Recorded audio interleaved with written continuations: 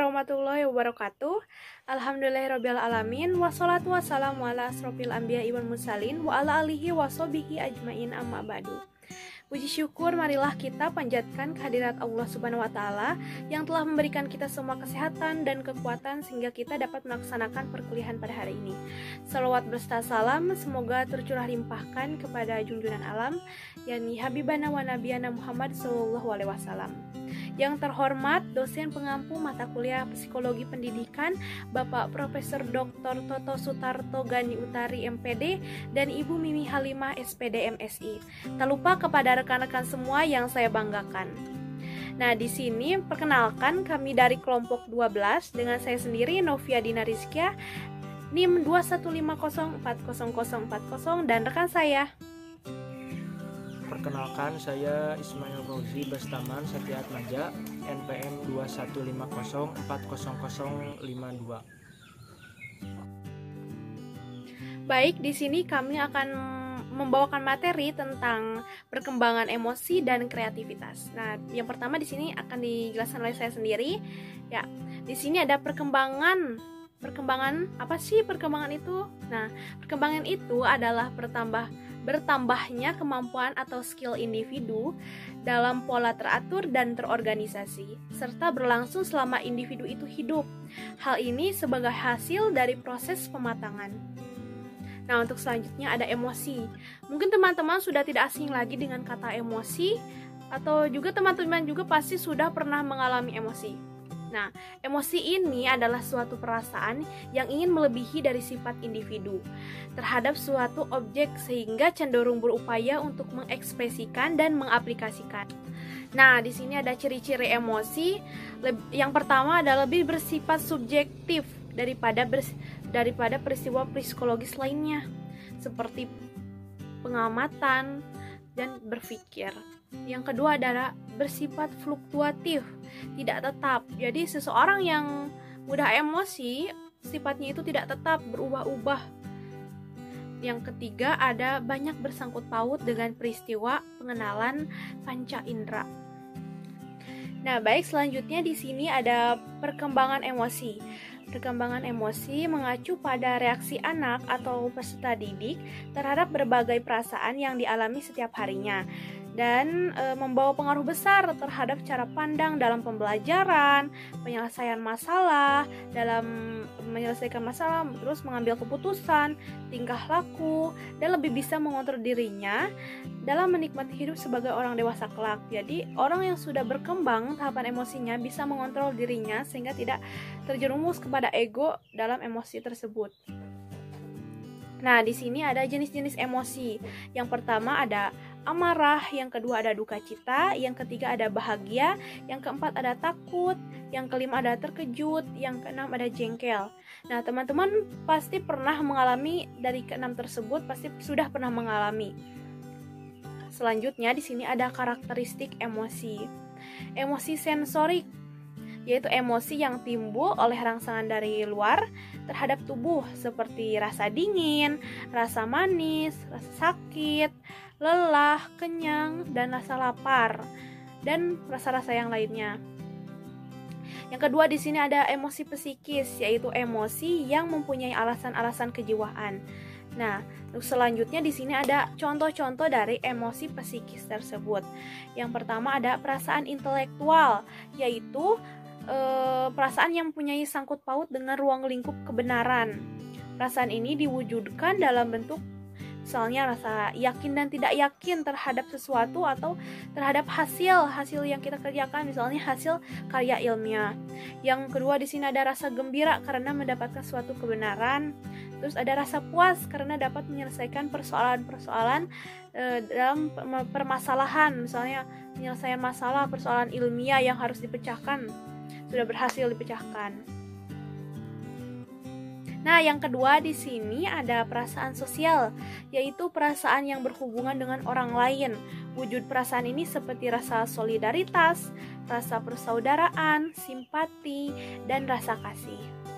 Yang ketiga di sini ada perasaan susila, yaitu perasaan yang berhubungan dengan nilai-nilai baik dan buruk, etika atau moral.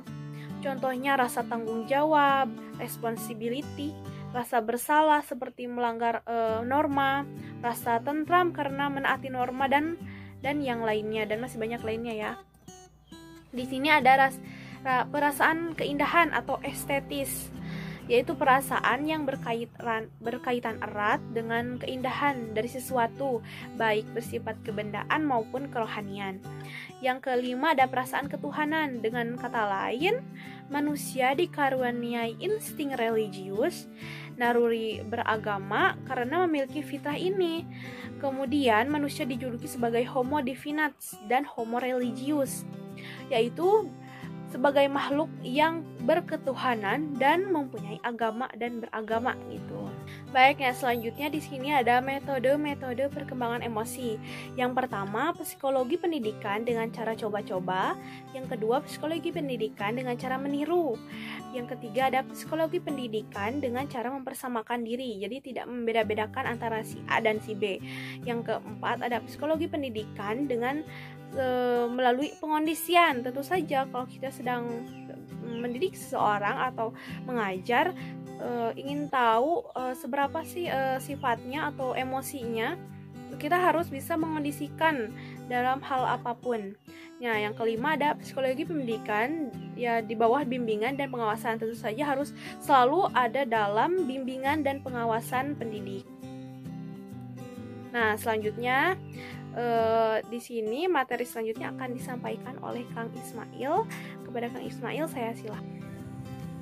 Baik, terima kasih Teh Novia. Saya Ismail Fauzi, NPM 2150400052 akan menjelaskan materi yang selanjutnya, yaitu tentang kreativitas. Kreativitas sendiri memiliki arti kemampuan untuk menciptakan suatu hal yang baru.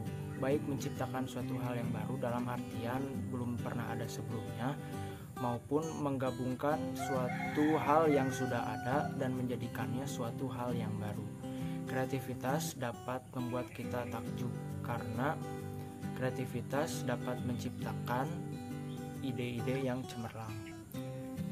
Kreativitas sendiri sangat erat hubungannya dengan kognitif individu karena kreativitas adalah perwujudan dari hasil kerja otak. Hemisfer teori mengatakan bahwa otak manusia secara fungsinya terbagi menjadi dua. Otak bagian kiri melaju ke cara berpikir konvergen, sedangkan otak bagian kanan melaju ke cara berpikir divergen. Selanjutnya ada aspek-aspek kreativitas. Yang pertama ada fluensi, yaitu kesigapan. Yang kedua ada fleksibilitas, yaitu mampu menggunakan berbagai macam pendekatan. Yang ketiga ada orisinil, dapat menciptakan gagasan yang asli. Selanjutnya ada elaborasi, yaitu mengembangkan gagasan atau pemikiran secara detail dan merinci. Dan yang terakhir ada originality, atau memunculkan gagasan yang belum pernah ada sebelumnya. Yang selanjutnya ada tahap-tahap perkembangan kreativitas. Yang pertama ada penyadaran akan imajinasi. Jadi peserta didik yang kreatif itu memiliki imajinasi yang banyak. Selanjutnya ada persiapan. Peserta didik mampu mengumpulkan informasi yang banyak untuk memecahkan suatu masalah. Yang ketiga ada inkubator. Peserta didik melepaskan diri dari masalah dalam artian tidak dilakukan secara sadar, melainkan menghadapinya dengan alam prasadar. Selanjutnya ada iluminasi, yaitu peserta didik mulai membangun proses psikologis untuk mempersiapkan diri. Lalu ada verifikasi, gagasan yang sudah muncul dievaluasi atau dikritisi. Dan yang terakhir ada tindakan kreatif. Peserta didik bisa melakukan tindakan secara nyata atas imajinasinya, sehingga terwujudnya secara kenyataan. Selanjutnya ada faktor-faktor yang mempengaruhi imajinasi.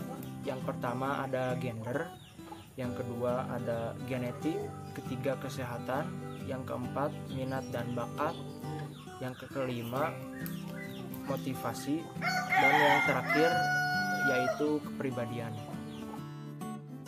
Alhamdulillahirrahmanirrahim. Terima kasih kepada rekan-rekan semua yang sudah menonton video kami dari awal hingga akhir. Semoga video ini bisa bermanfaat bagi kita semua.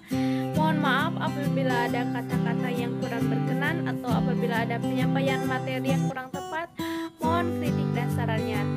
Terima kasih. Wassalamualaikum warahmatullahi wabarakatuh.